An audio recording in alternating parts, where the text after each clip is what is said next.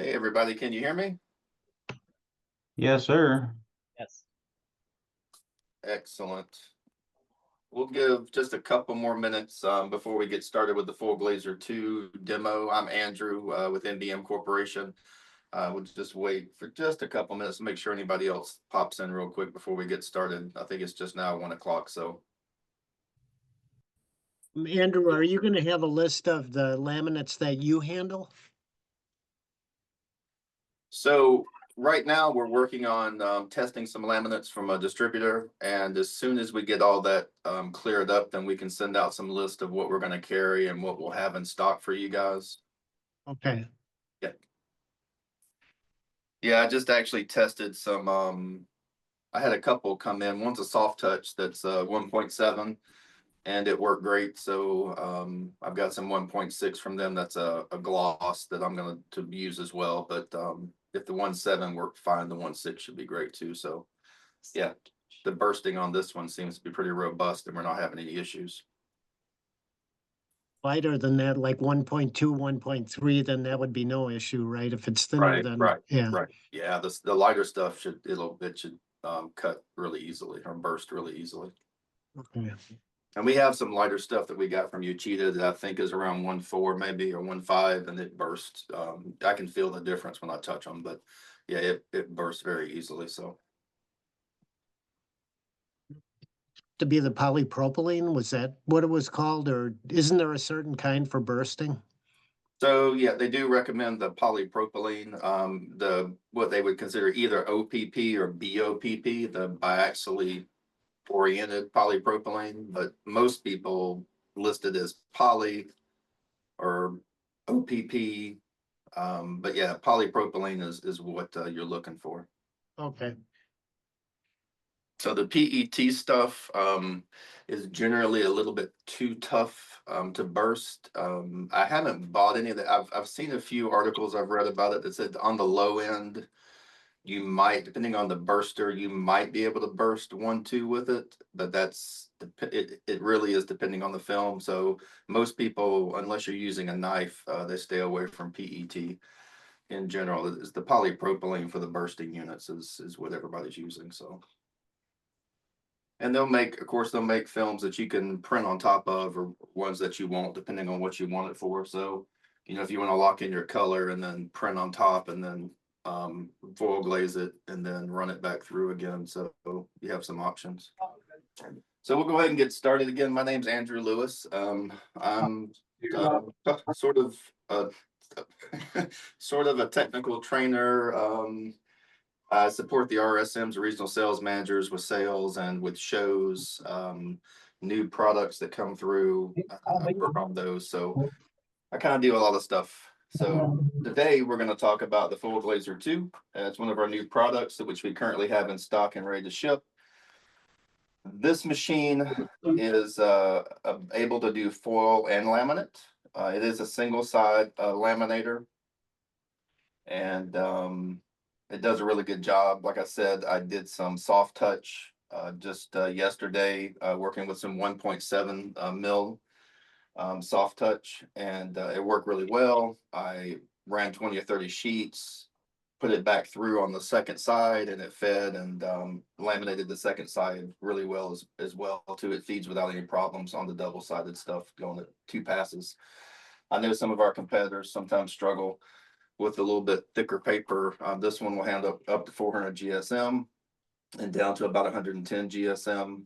So doing both sides with the heavier laminate and the soft touch isn't a problem for this one. We do have some links that will be posted, and they're also on our website that will show you the foil changeover and the laminate changeover. Those videos are good, and I just thought that instead of trying to do that during the demo, we will open the machine up so you can see it on the inside. But as far as changeovers, I thought it'd be better for you guys to be able to look at the links and to sort of be able to stop and back it up, and that way you can see it a little bit better. And then for me to try to have the camera angles just right for you guys to be able to see everything. On this particular one for foil, it's set up right now. So typically with your foil, you're going to run a 1-inch core. And the reason that you're running a 1-inch core is because you have under this flap, you're going to see that you have a 1-inch core to receive the waste foil on the backside. And because of that, to put a 3-inch core here would be difficult. There is enough room. If for some reason you wanted to run a 3-inch core of foil, you would just need a 1-inch core to receive it. And at some point you'd have to cut that foil and reattach it to keep running it that way. But I think most people are buying foil on 1-inch cores, so that's probably not going to be a problem. For laminate, we do have the 3-inch core laminate. This is the 1.7 soft touch that we were using. So it does fit on top just like the foil does. And then of course this doesn't have a receiver because it sticks directly to the paper. So there's no waste that's coming out that you have to have a second core to grab. So running a 3-inch core on that is what most people will run. It's just cheaper, of course, to buy it in bulk that way versus the smaller cores. So as far as your paper size with laminating, you're looking at about 8.5 by 11 and up to 14 by almost 24 inches. And then for foil glazing, you're down to about 6 inches by 8.5 and 14 by, again, the 24. Again, we talked about this. This is a burst cutter, so it's not using a knife that has to be replaced or anything like that, or has to be timed correctly. The burst cutting works well with this polypropylene. Your laminating film, the width for the outside could be anywhere from 7.87 inches to about 13 inches, maybe just a little bit above that. And then the outer diameter can be up to almost 8 inches. And again, the width is, you can get by with about that 8-inch outside diameter, but because you have these spinning knobs that lock in, you know, you start to run into issues where you start to run out of space with the bars below the actual core. So about 8 inches of diameter on the outside is about as big as you're going to get, and for the machine to run correctly. Again, the inside cores are 1 inch for foil and 3 inches for the laminate in general. And that's pretty much it. For the foil, your outside diameter is about 2.4 inches. So, and this foil is actually probably pushing that close to 3 inches. So it does work with a little bit larger outside diameter for foil glazing. So you can go a little bit bigger. It's not really an issue. So as far as the machine goes, we have a touch screen, and it's going to tell you what mode you're in, whether you're in the full glazing mode or if you're in the laminate mode. If you touch your mode button, it does have options for cut timing. So that's going to time when your burst is. It's got overlap distance, so it's going to let you move the pages closer together or further apart. And the reason this cut timing and overlap is important is because the tougher the laminate is to burst, the more this becomes important, because you have to time those sometimes a little bit closer to make sure you get good bursting. You have your set counts. You can up to 200. You can it'll count for you that way and count down, or you had total count, which tells you how many sheets you've done overall. So you're able to keep track of sets and batches. You have your fans. You have a side fan, a pick fan, and a middle fan. And the operation manual gives you a good guide to tell you where that needs to be set at for light, medium, and thick paper. And then you have your speed, which of course is in inches here versus metric. So you can set that based on the thickness of your paper, the thickness of your laminate, the foil that you're using, how intricate the layout is on your paper with the foil, to make sure you're getting good coverage. So it gives you lots of options to be able to deal with that. And then of course your temperature, and the guide also gives you a good guide for where to set your temperature to start with for foil and laminate. And that'll vary a little bit depending on how fast you're running, what type of laminate you're using, or what type of foil. So it's very adjustable to make sure that you get a good job for your customer. I'm an idiot. I just couldn't figure out how to get in this stupid meeting. Well, you're in here with us now, so we're good to go. Yeah, so okay, no problem. I'm in it. Okay. So on the front of the machine, you have your separator thickness. We're running fairly thick paper, so I have the separator open to what would be considered low pressure. And that's feeding pretty well. As your paper gets thinner, you're able to move this up And we can talk about that too in just a second. You do have a decurler here. So for lamination, of course, you can move it down as your paper gets thinner, depending on how much curl you're getting to help with that. And then you also have your roller pressure bar. So for foiling, it's typically in the up position. For laminating, it would be in the down position. Or if your paper is really thin, you can also move it into the down position for foiling. So, but the operation manual covers all that and makes it very simple to understand how that works. You have an air feed system here on the end. So just like most of your folders or other things, you have a centering paper guide, which is nice. And so that centering paper guide works in conjunction with your bar that holds your foil and your laminate. So on this bar, there is a little paper scale, or it's a laminated paper scale. And I don't know that you can see, there it is. So on the edge right there, essentially what you do is you measure the width of your core, and then you just put half of that distance. You mark where it's at for halfway, and that centers up your foil to center up with your paper guide. So make sure that the foil is running down the middle of the paper. And your laminate especially is centered on your paper. You have your feed system here that's going to pull up your paper and then pull it through. And I'm going to open this so you can see the switches on the side. It has an inching feature for the roller, so you can move the rollers back and forth by pressing your top switch left or right. And then you can also manually move your table up and down as well by using your feed table button, which is nice for stacking your paper when you're starting. And then you also use your roller button. Mostly when you're doing your laminate, your foil, you set up free-handed, but your laminate, you would use that. And we can talk about that in a second too. If Carrie can see right here, in the manual, you're going to have a guide that shows you how to set up your foil and laminate, but you also have stickers here so that if the operator doesn't have the manual in front of them, it shows them how to route the paper through, or how to route the laminate through, and how to route the foil through correctly, and get it started. But essentially with your foil, it's coming off the bottom, it goes under this roller, it goes behind these two guide rollers, and then it goes straight through to the other side, up, and it attaches to your back trash roller, your waste roller. It's very simple to put in, and of course with the laminate, you're going to leave this bar in, you're going to pull these two bars out, and then your laminate is going to come down, you're going to press it into this hot roller, press your paper up against it so it adheres, and then you're going to put that paper through, and then you would inch it through It is what it is. the sensor, and then the sensor will allow you to close the door, and then you can start your second sheet, and it will feed through until you get all the wrinkles out. And then you can start your regular foiling process, or I'm sorry, laminating process. It takes less than 5 minutes to swap it over. It's pretty quick and robust, and you'll see in the videos, it's a very simple process.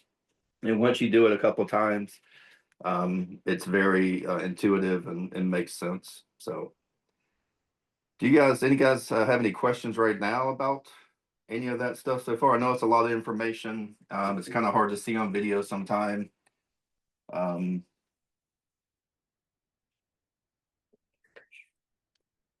Yep.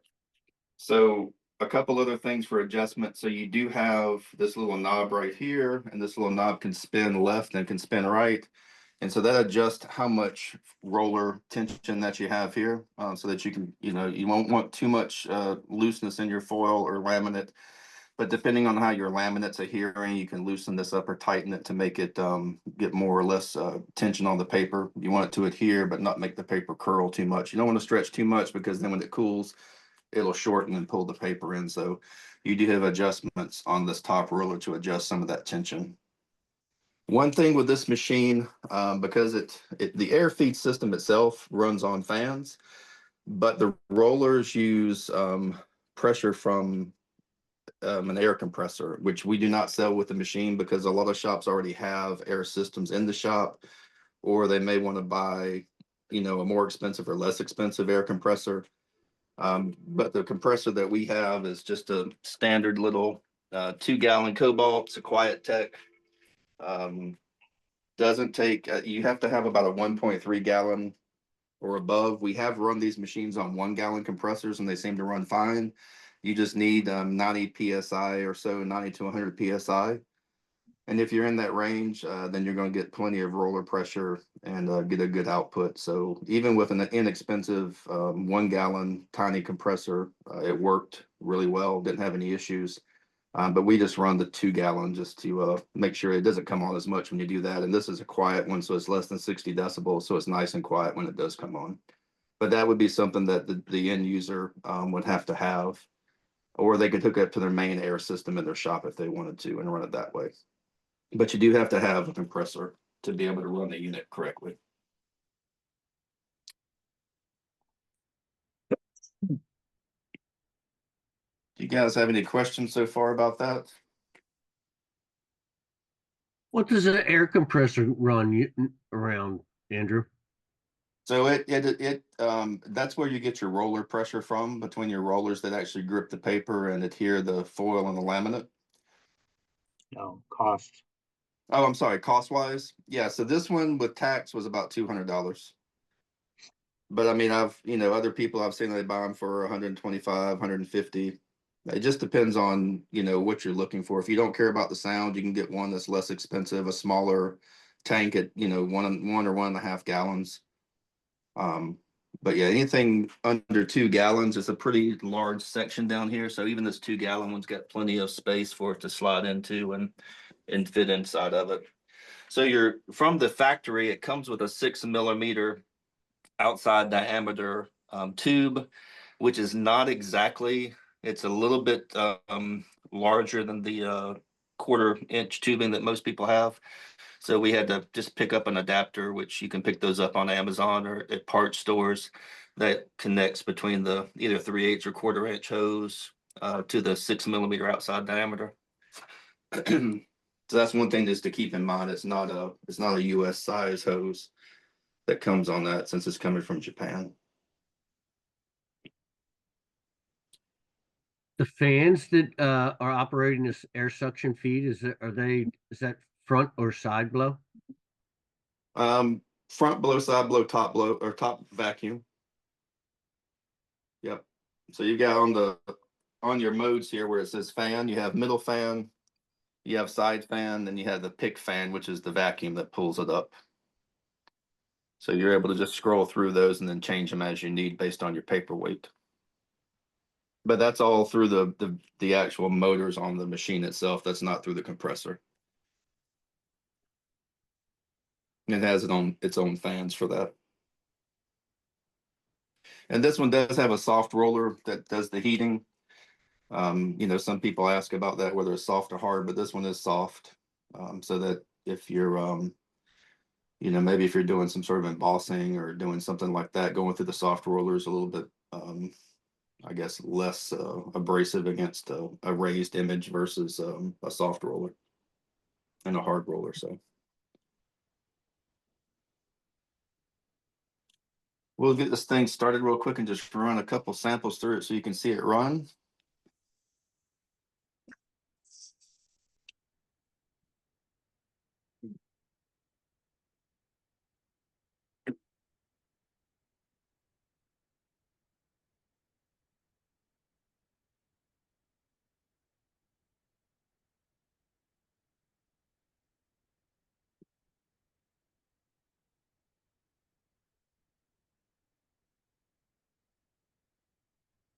It looks like the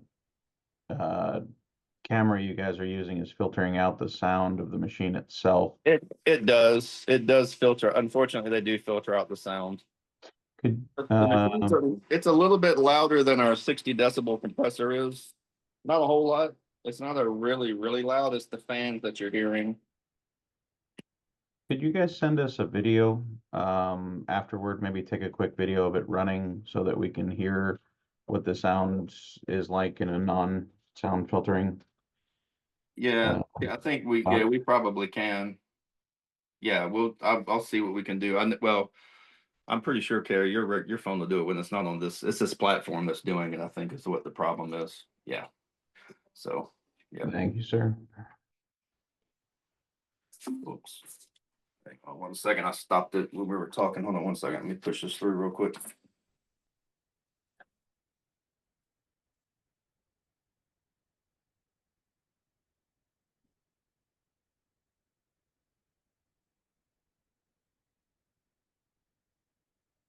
So there's a stop button on the screen that you can stop it in its tracks. Similar to Yeah, arrow. there's a start and stop. Yeah. Is there an end feature similar to on the arrow cuts? So that you can, Well, it's actually, yeah, when you actually do it as an end feature, that sheet had already been partially pulled through. It usually runs all the way through. But yeah, it is really an end feature, not really. It's not like a safety stop. Yep. Andrew, is the speed adjustable on that machine or that's like automatic? No, the speed is adjustable. Yep, it is. So on the, hang on 1 second. So when you're here on speed, it's like 90 inches per minute right now. Okay, But you can raise it up or you can raise it down depending on what you're running. I mean, it depends on your application. When you run it through, you're gonna have to match up the speed based on your paper and your foil or your laminate and the heat and everything. So it does give you the ability to change it. It's not automatic. also the thickness of the film plays a big factor too. Correct. Yeah. You will have to heat it up or lower the temperature or run it faster or slower, depending on the thickness of your film and everything. That's correct. Andrew, I have another question. Is there anything lower than 60 decibels for a compressor? I The haven't. noise plays a big factor for certain customers with this machine in the environments. Right.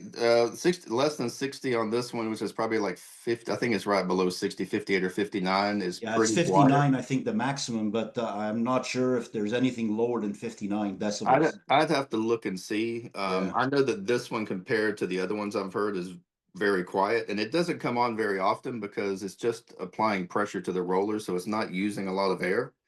So I've only had it, the days we've been using it, I think it's come on once. Okay. So it doesn't come on all the time. It's pretty rare. And we can shoot, and when we do the video for the sound of the machine, I can also bleed some air out of it and then turn it back on so you guys can hear what it sounds like. So that you can kind of get an idea of what 60 decibels sounds like as well, compared to the machine is actually a little bit louder with the feeding the air than the compressor is. Okay. Yeah. So And is there a door to like that can close that open space where the compressor goes, or no? There's no door. no, there's not a door It's there. open, right? No, it is. It's an open space. Okay. Yeah, it is open, and I think that's just to be able to access it. Then on the backside, of course, you have a little space if you want to keep your manual or any tools or any of your foil. You can stand up or anything up there in the machine. So I think it's just made for quick access. Yeah. Yeah. So But if it was an issue, I mean, there's nothing behind this frame. I mean, they could put some hinges and put a piece of plexi or something on the front if they wanted to block that sound a little bit. like a styrofoam. Yeah, it shouldn't be an issue. Yeah. Thank you, Andrew. You're welcome. So it wouldn't be an issue. I know there are some compressors below 50 decibel, like 40 decibel, but for like medical offices and things, but they're pretty pricey. They're like enclosed in sound cabinets.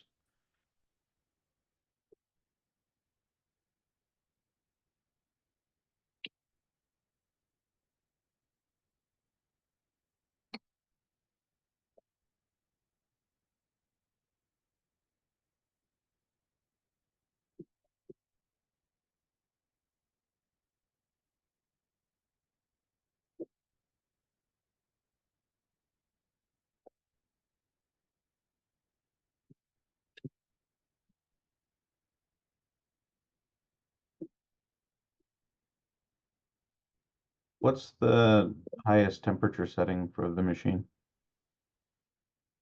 Hang on 1 second. Let me run this sheet through and stop it real quick so I couldn't hear what you said.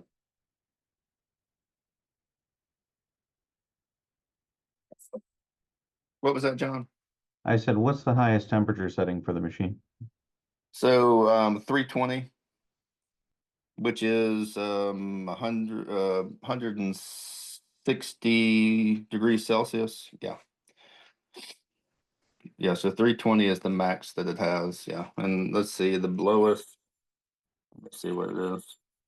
in Fahrenheit. So 32 degrees, but you'd never run that low. I mean, typically for this, we're running between 300 and 320 for the foil.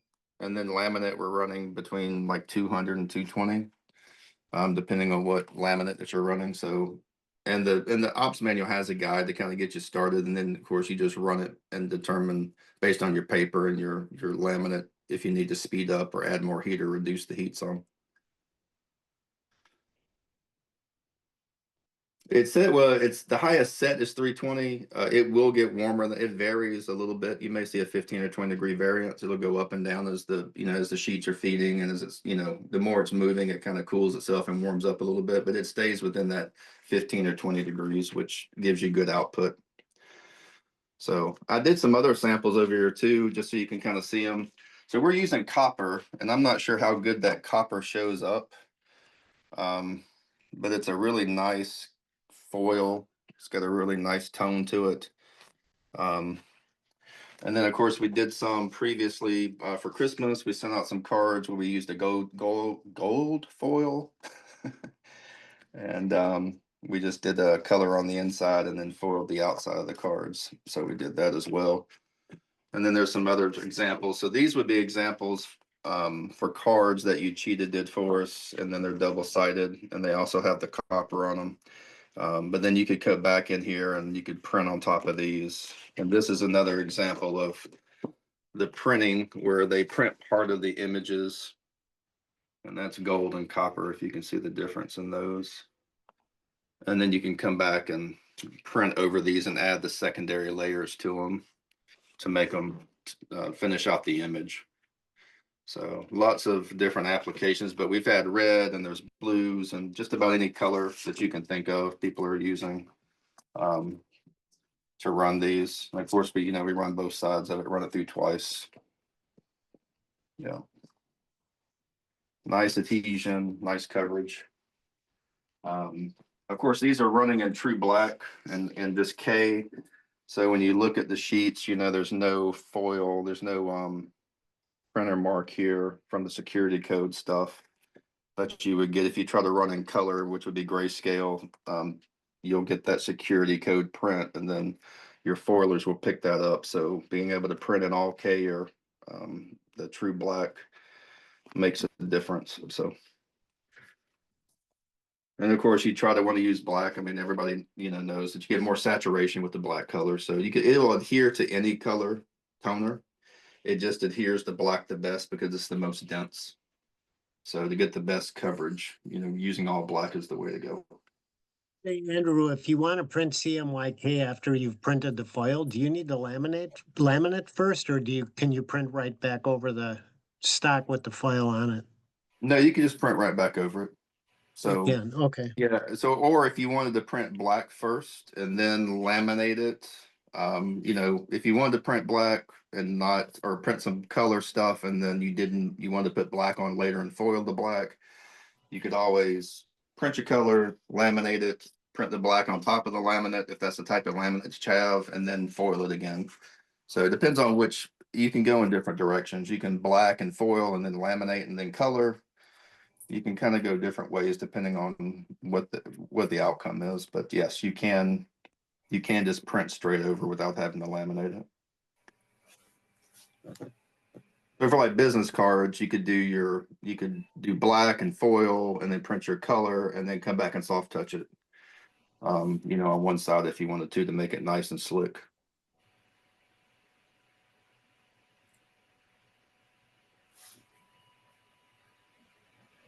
Another question regarding the shipping of the machine. So, sorry, can you hear me? Yes, sir. Go ahead. So the machine is shipped as is, so it looks like it's two parts, but it's shipped as is. Does it have casters? Yes, it has casters on the bottom so you can roll it around. Yeah, Okay. it comes with the base comes with the machine. Yes, sir.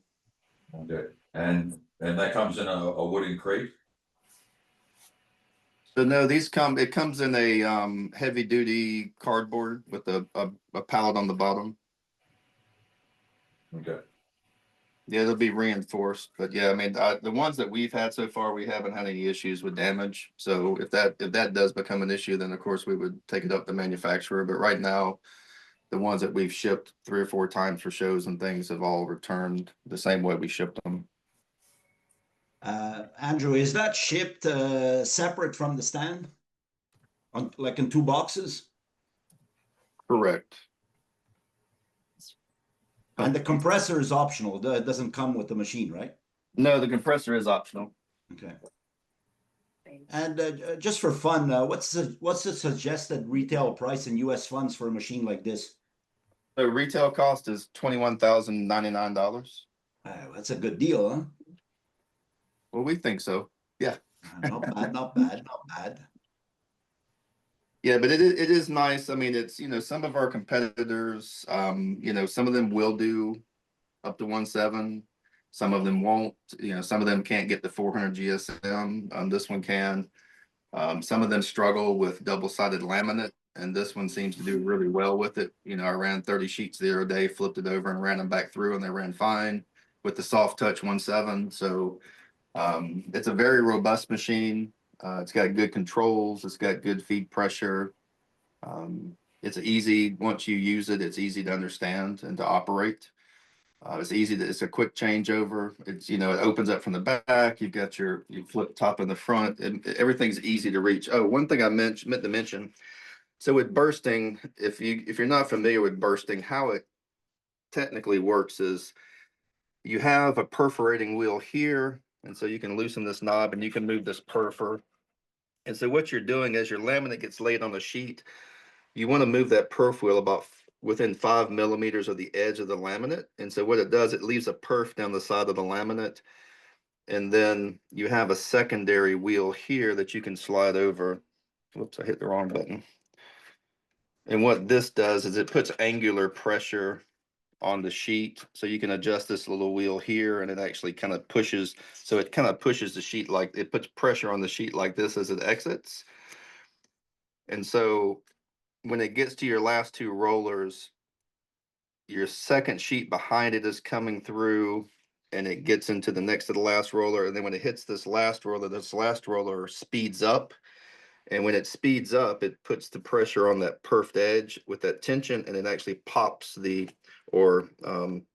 breaks the laminate across the page, and it pops off and comes out. It bursts it that way. And then the next sheet will come through. The sheet behind it is being held onto it. That second roller here speeds up, bursts the sheet off. But the perf makes that possible by putting a little nick in the edge of the perf, or on the edge of the laminate, to be able to do that. And then you may or may not need your wheel, depending on how tough the laminate is. It gives that little extra twist to make it clean. So, but then when you're doing your foiling, you just move these over out of the way and just snug them down just to get them out of the way. Good question. There are certain laminates on the market that are called Stay Flat, and they're basically for book covers. And what they do is, if you're running one-sided, it keeps the copy from curling after you laminate. Do you know if the burster will burst nylon? Because that's typically a nylon laminate. How thick is it normally? I think only like 1.2. Yeah, I would have, you know, that nylon. I'm not sure how tough the nylon is. I mean, we could try to get a roll of the Stay Flat, and we can try it and see what happens. I know from all the research I've done and the people I've talked to that typically the polypropylene is what bursters are using.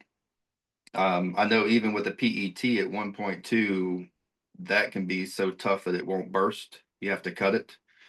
So I'm not sure how the nylon compares to the PET, but we could, I'll look into it and see if we can't get a roll of it and try it. And then we can post that, and let, you know, as we run more samples, we can post this stuff and let people know what we're using and what we've done with the machine to validate it. Good.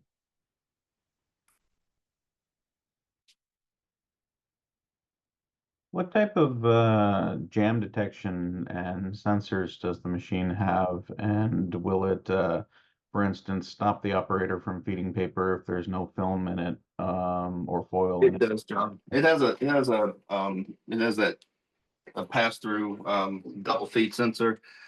And it will, if you pull 2 sheets, I was doing some laminate the other day, and I was talking to somebody and didn't pay attention. I put the laminate face up instead of face down, and it grabbed two of them together at one time and pulled it through. And it gives you, it'll say double feed error or feed error on the front sheet, double feed, and you'll see it pulls two sheets. So it is using a transmissive double feed detection. You can't really see. I'm trying to see if I can see it. So your sensor for the double feed is going to be here. So it's going to see the double feed when it comes through that section right there. But there's another sensor that's under this foil right now. That's right here, and it actually sees your foil and your laminate. Ask me how I know that. How do you know that? How do you know that? Well, I know that because I've taken these bars out to do something, and I forgot to put this bar back in. And so instead of it coming down and straightening over, it was more at an angle this way. And it was just far enough away that that sensor kept telling me, you don't have any laminate or foil in your machine. And I kept saying, I have a whole roll of laminate in my machine. So yeah, the sensor is right here below this bar, and it has that bar keeps it pushed close enough that it sees the foil or the laminate. Otherwise, it will give you a message. And so if you're running the machine and you ran out when the operator wasn't standing there, it'll actually stop the machine. So it won't keep feeding and not know it's not doesn't have something in it. So it does allow you to stop the machine.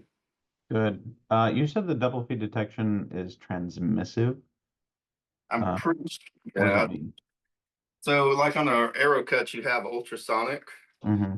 that sends the ultrasonic wave through the paper, and then the transmissive is more of the light where it sends it through, and it how much light transmits through the paper or passes through the paper. Okay, so it's optical. If if it's too thick, it says there's an issue. Is the sensitivity of that adjustable, or can you turn off? I'll have to look at that, John. I haven't been into. I need to see. Yeah, I need to ask you, Cheetah, about that. I'm not sure on that one. They haven't sent us the service manual on this one yet.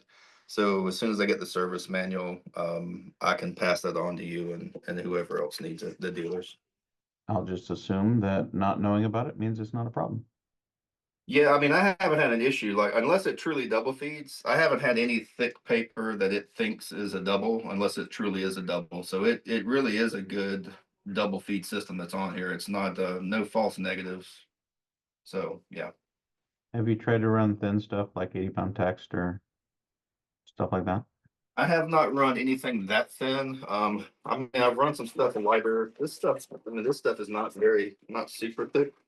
But it's definitely not 80-pound text either. Yeah, I can get some lighter stuff and get toward the bottom range of it. And I can shoot some videos and we can post some of that stuff as well to show you from the low range up to the middle and high ranges of the paper, how it feeds and how it handles doubles and things like that.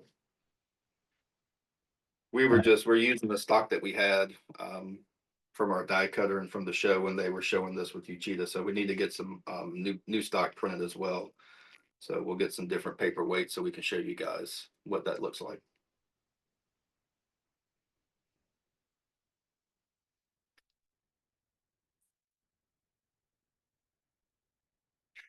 But I mean, simple things like, when you're going to set your thickness for your separation, you essentially just feed that first sheet in and it stops. And then you got your separator pressure here on the side that Carrie showed you a second ago. So then you just basically bump it up until you feel it where it gets a little bit of tension. And now you got your paper grip. So that's how easy it is to set the separator on it. So things like that, they've made it very simple and very easy to get the machine set up to run.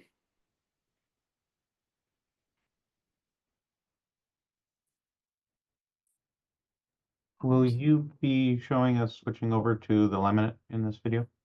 So we've got 2 videos from the manufacturer, John, that show the swap over. And I thought it would just be easier to have the videos linked so you can see it swap back and forth. I know when we first started, we talked about, how you'd swap it over. Were you on when we first started, John? Yes. Okay, yeah. So I mean, essentially, all you're going to do is pull your foil, cut your foil, and take it out.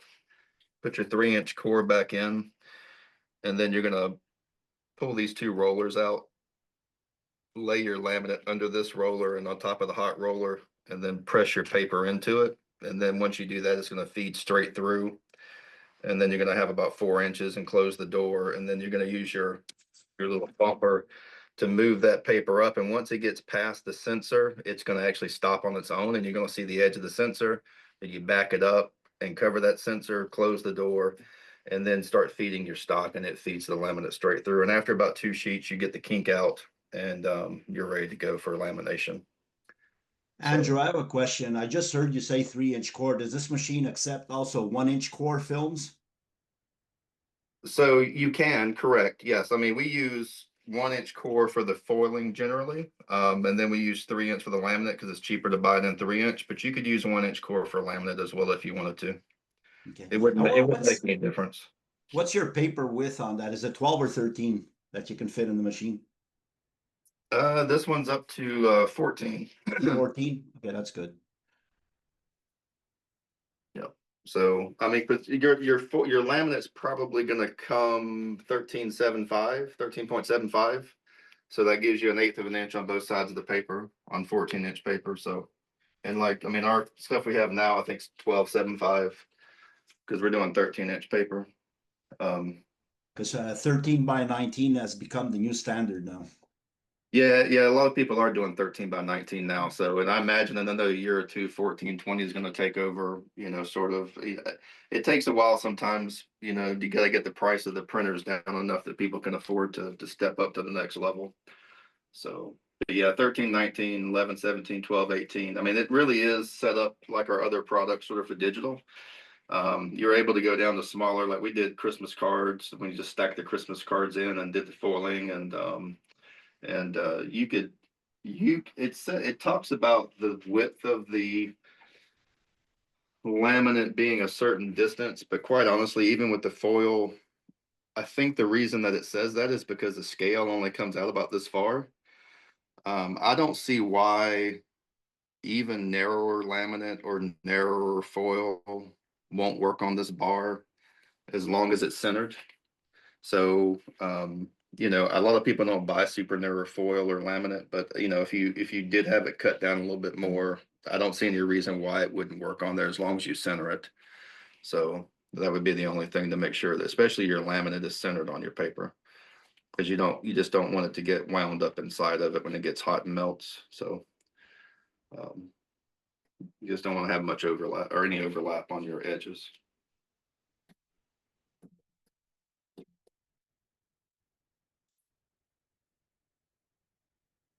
Anything else anybody can think of? Any questions or comments?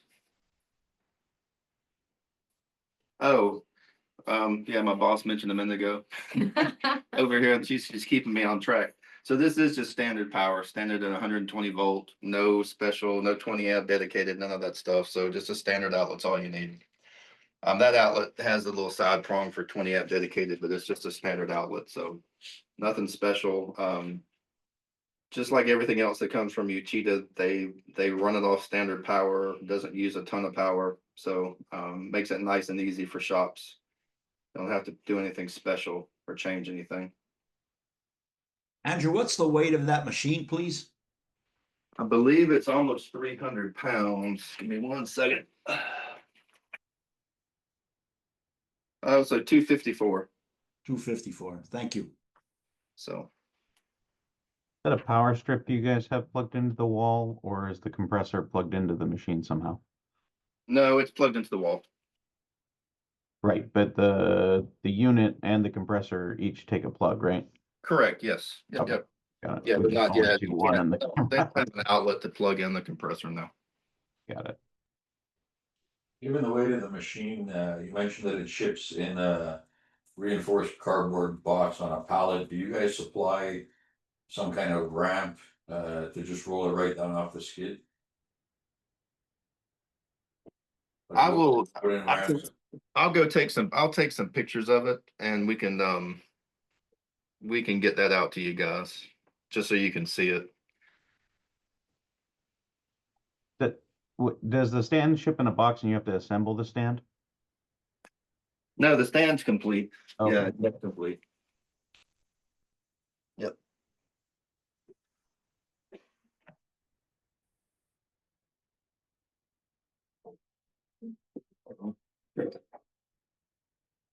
I got the wrong button. So. Yeah. I see a number of those bars look like they have springs on the side. Do they pull out? They do. Yep. It makes it nice because when you're doing changeovers, you can just take it out and then lay your laminate or lay your foil out and then put your bar back in. So it does make it nice when you're doing changeovers. And it's a little bit warm, but it's not hot enough that it's going to burn you. And it's on the highest setting. So you don't have to worry about getting Like hurt. that would make it. Andrew, is that the decurling bar you just touched? No, this is just a guide bar. Just It a just guide bar, guides, okay. it's for guiding the foil and laminate. The decurling bar is actually down in this section over here. It's down toward the bottom down there. I don't know Okay, if I see it. I see it. I don't know if you can see it move. See that bar moving right here? You can see it right here moving. So you have that decurling bar that goes up and down. Yeah.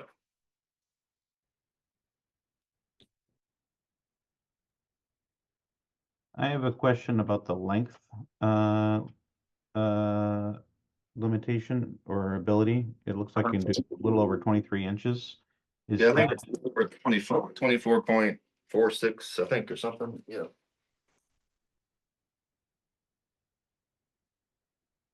No, you're right. I'm sorry, John. 23.62. Yep. no worries. Is there like a menu setting or something where you might be able to do something really long if you wanted to switch over to a long mode or something like that? You know, I asked about that and they told me no right now. I mean, I would assume they'd have to go back and reprogram the way it's set up. So right now, when I'd asked them a couple weeks ago, they said they couldn't do it right now.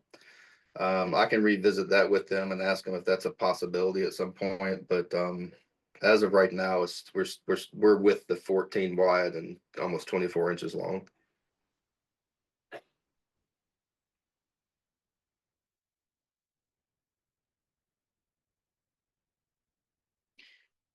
Gina just brought to my attention that the shipping weight is actually 383 pounds. So Okay, that was the weight of the machine, the okay, so 250. yeah, so yeah, Shipping weight's a bit more, 383 shipping weight.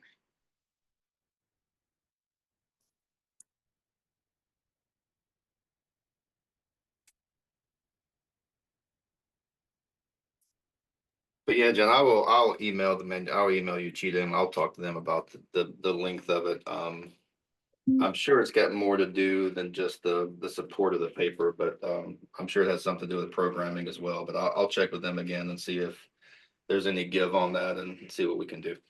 Sure. Andrew, when this unit is sold, is the stand optional as price? No, it comes complete. It comes complete? Okay, It comes it comes out, yeah, we don't sell it separate. okay.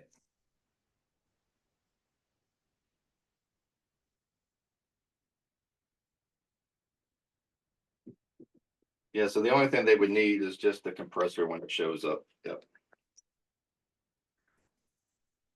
So it adds 130 pounds of cardboard for shipping? Yeah, I'm gonna walk to the warehouse and look at it. Yeah, I'll walk out there and look at it. We'll post some pictures up, or I can get some pictures to you guys. Yeah, I mean, if anybody, of course, most of you have my email. It's andrewl@mbmcorp.com, just my first and last initial, first name, last initial at mbmcorp.com. So if you want to reach out to me, I'll be glad to take some pictures and then we can send some pictures over to you for shipping and packing so that you can see it. Andrew, are you a technician? Technically, no. No. I'm not, we have Could be. two full house time in-house technicians. I mean, I do some of the technical stuff with Uchida, and work on some of that stuff as well. But, as a true technician, that would be Billy and Josh. Yeah. consider Does him Jeffrey, father. does Jeffrey still work there? Yeah. Does Jeffrey still work there? No, Jeffrey retired. Are you retired? Yeah, I miss Jeffrey. He I was a wish I good could guy. plug He him helped me a in there. lot. Very knowledgeable. Very, very knowledgeable. Yeah. So If I you could- said now it's Billy, because I just spoke with him last week. Who else is there? Billy and who? Billy and Josh. And Josh. Okay. Yep. So our other two retired. Yes. Okay. And you're not going to become a technician soon? You look like a technician, you know? I just don't have enough time to do all of it. Well, I hear you talk. You're very knowledgeable, you know? Yeah, well, I mean, I do work with those guys when they're tearing stuff apart in the back. I do try to go back there with them and have them teach me more as we go along. I just don't have time to be back there full time with all my traveling with shows and new products coming out and trying to learn the specs and how to run the machines and support the regional sales guys, support dealers, you know, doing, you know, videos like this or working with your end users, you know, working with our software partner. It just doesn't leave me a ton of time. So, yeah. Thank you, Andrew. You're welcome. And most of the other videos that you said you have are available on our MBM YouTube channel. They're actually on our website too. They're on MBM marketing, marketing MBM, I think is what it is. And then they're on the website. If you look at the FoilGlazer on the website, they should be linked. And yeah, so those are two from Uchida directly that show them doing a changeover. And the print. Overprint? The overprint. Yep, and doing overprinting. So where you do it the second pass, like we talked about, where you foil it and then put it back through. So, yep.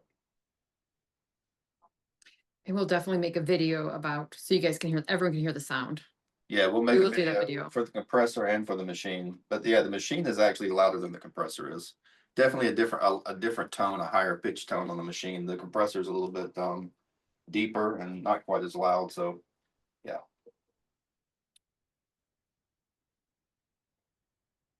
And this one's a little bit louder than the arrow cuts only because your feed system is open, whereas our arrow cuts have the enclosed case on the end of it. So it kind of dampens some of that feed sound. So this one is a little bit louder than what the arrow cuts would be. Andrew, what's At the least in my- maximum foot rolls that it could take that machine? Can it take like 2,000 foot rolls? Hang on one second. Let me see what's on my big roll that I just got for laminate. I think it's pretty close.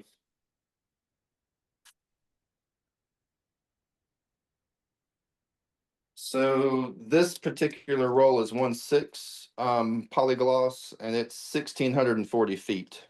Okay, okay. So that's yeah. So you know, there's not a lot of difference between 1.2 and 1.7. I think it's like 4,000 or something. There's not a lot.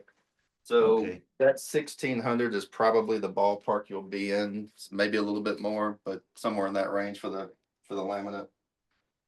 The foils are the standard 1-inch core stuff is about the same size as the other, and it's 500 feet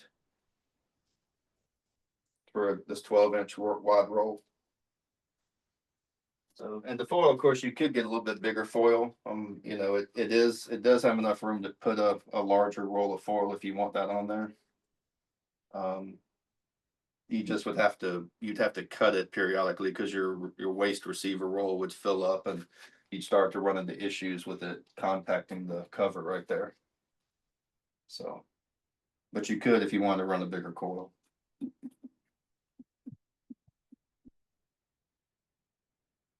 Yep. But there's lots of different foils out there for people.